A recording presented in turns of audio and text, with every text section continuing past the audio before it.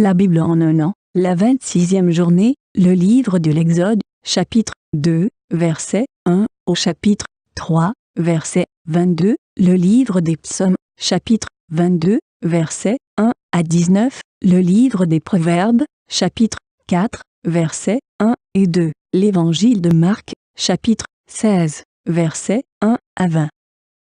Exode, chapitre 2. Un homme de la maison de Lévi avait pris pour femme une fille de Lévi. Cette femme devint enceinte et enfanta un fils. Elle vit qu'il était beau, et elle le cacha pendant 3 mois. Ne pouvant plus le cacher, elle prit une caisse de jonc qu'elle enduisit de bitume et de poix.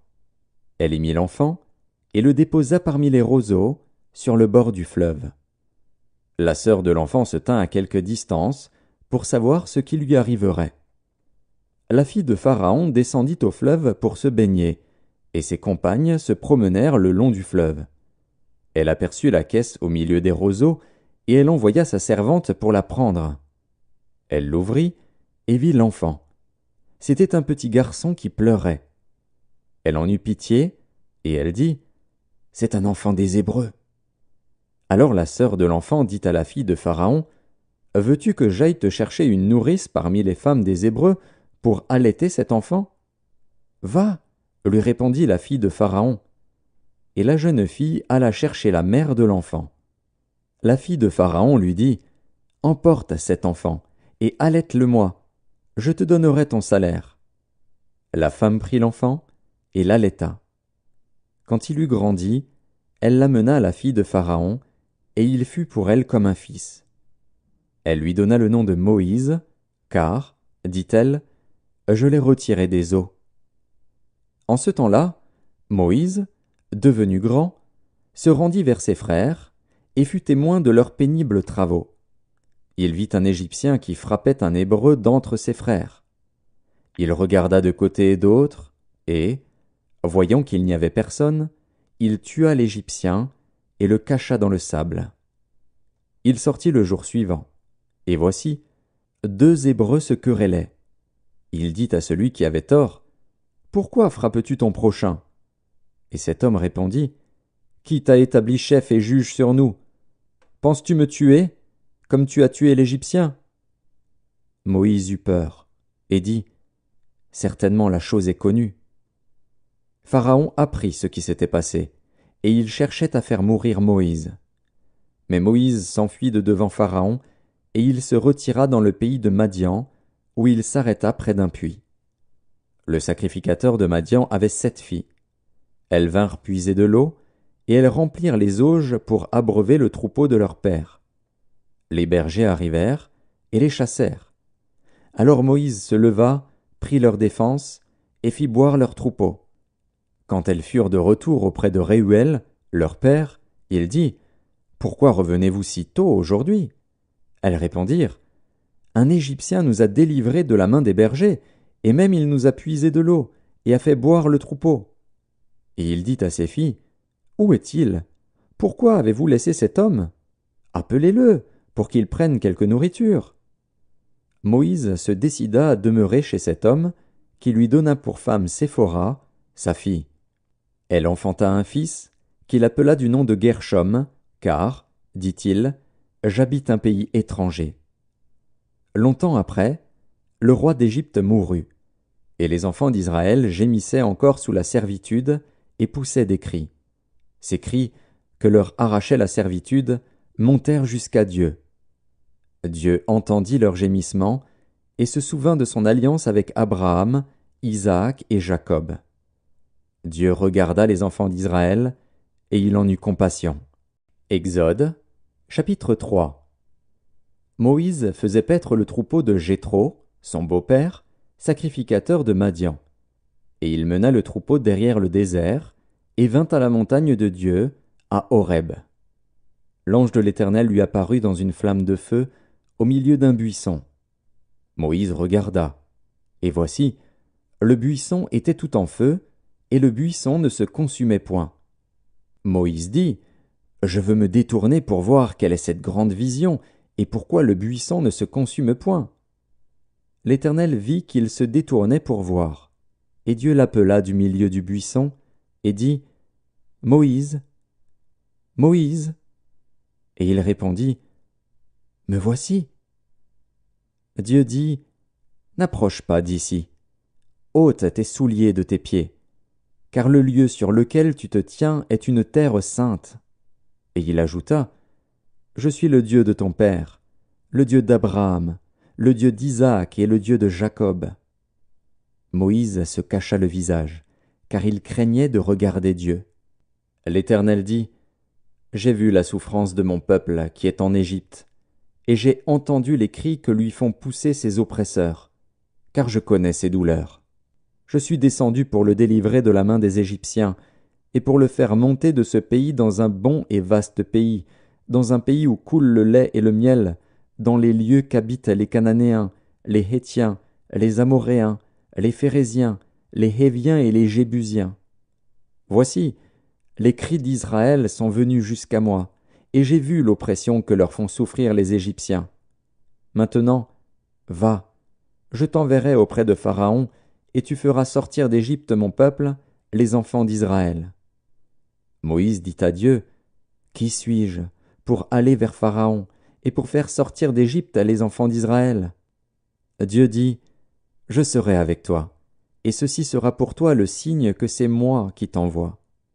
Quand tu auras fait sortir d'Égypte le peuple, vous servirez Dieu sur cette montagne. » Moïse dit à Dieu, « J'irai donc vers les enfants d'Israël, et je leur dirai, « Le Dieu de vos pères m'envoie vers vous, mais s'ils me demandent quel est son nom, que leur répondrai-je » Dieu dit à Moïse, « Je suis celui qui suis. » Et il ajouta, « C'est ainsi que tu répondras aux enfants d'Israël. Celui qui s'appelle « Je suis » m'a envoyé vers vous. » Dieu dit encore à Moïse, « Tu parleras ainsi aux enfants d'Israël. L'Éternel, le Dieu de vos pères, le Dieu d'Abraham, le Dieu d'Isaac et le Dieu de Jacob, m'envoie vers vous. Voilà mon nom pour l'éternité, voilà mon nom de génération en génération. Va, rassemble les anciens d'Israël, et dis-leur, l'Éternel, le Dieu de vos pères, m'est apparu, le Dieu d'Abraham, d'Isaac et de Jacob. Il a dit, je vous ai vu, et j'ai vu ce qu'on vous fait en Égypte, et j'ai dit, je vous ferai monter de l'Égypte, où vous souffrez, dans le pays des Cananéens, des Hétiens, des Amoréens, des Phéréziens, des Héviens et des Jébusiens, dans un pays où coule le lait et le miel.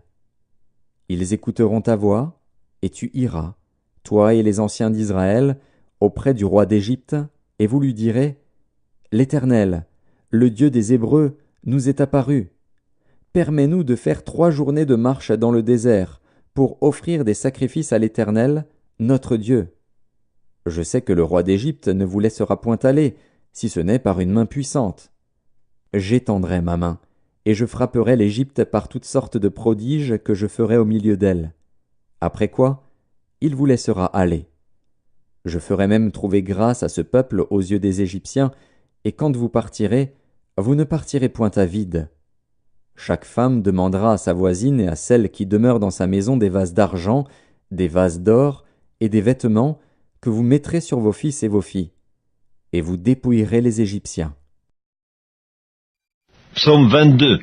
Au chef des chantres, sur Biche de l'aurore, psaume de David. Mon Dieu, pourquoi m'as-tu abandonné, et t'éloignes-tu sans me secourir, sans écouter mes plaintes? Mon Dieu, je crie le jour, et tu ne réponds pas, la nuit, et je n'ai point de repos. Pourtant tu es le Saint, tu sièges au milieu des louanges d'Israël. En toi se confiaient nos pères, ils se confiaient, et tu les délivrais. Ils criaient à toi, et ils étaient sauvés, ils se confiaient en toi, et ils n'étaient point confus. Et moi, je suis un ver, et non un homme, l'opprobre des hommes et le méprisé du peuple. Tous ceux qui me voient se moquent de moi, ils ouvrent la bouche, ils secouent la tête.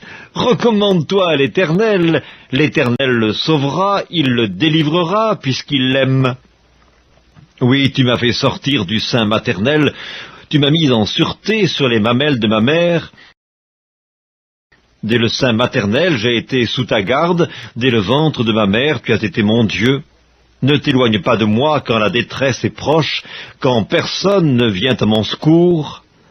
De nombreux taureaux sont autour de moi, des taureaux de Basan m'environnent. Ils ouvrent contre moi leurs gueules, semblables aux lions qui déchirent et rugissent. Je suis comme de l'eau qui s'écoule, et tous mes os se séparent. Mon cœur est comme de la cire, il se fond dans mes entrailles. Ma force dessèche comme l'argile, et ma langue s'attache à mon palais. Tu me réduis à la poussière de la mort. Car des chiens m'environnent, une bande de scélérats rôde autour de moi. Ils ont percé mes mains et mes pieds, je pourrais compter tous mes os. Eux, ils observent, ils me regardent, ils se partagent mes vêtements et ils tirent au sort ma tunique. Livre des Proverbes, chapitre 4. Écoutez, mes fils, l'instruction d'un père, et soyez attentifs pour connaître la sagesse, car je vous donne de bons conseils. Ne rejetez pas mon enseignement. Marc, chapitre 16. Lorsque le Shabbat fut passé, Marie de Magdala, Marie, mère de Jacques et Salomé, achetèrent des aromates afin d'aller embaumer Jésus. Le premier jour de la semaine, elles se rendirent au sépulcre de grand matin, comme le soleil venait de se lever.